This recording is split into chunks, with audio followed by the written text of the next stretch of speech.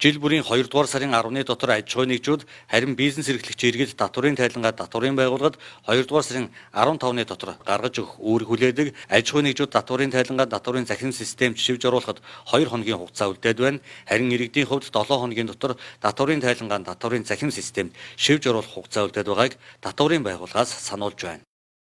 За жилийн тайлангийн хугацаа дуусч байгаатай холбогдуулаад хуваарь бизнес эрхэлж байгаа захлангуугаар үйл ажиллагаа явуулж байгаа иргэд маань 2 сарын 15-ны дотор татварын тайлангаа гаргаж өгөх үүрэгтэй байгаа. За та бүхэн манаас 2022 оныхаа худалдаа авалт борлуулалтынхаа дүнг тооцоод хуулийн хугацаанд бас тайлангаа гаргаж өгөхийг татварын байгууллагаас уриалж байна.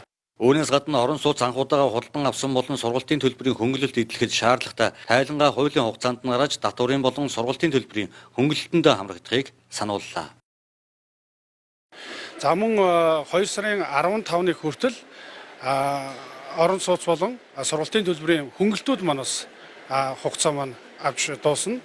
Тэгэхээр энэ хооронд бас анхудаа худалдан орон сууц худалдаануудаа авсан иргэд маань мөн сургалтын төлбөрийн буцаа авалттай иргэд маань тайлангийнхаа хугацаанд тайлангаа захимаар илгээгээрэй гэж уриалж байна. Татварын байгууллагын бүх үйлчилгээ захим системд шилжсэн. Тиймээс захимаар тайлан мэдээлэл хүлээн авч байгаа. Тухайн тайлангаа захимаар илгээж чадахгүй байгаа хүмүүс татварын хэлцэд очин хариуцсан байцаагчаас зөвлөгөө тусламж авах бүрэн боломжтой юм байна.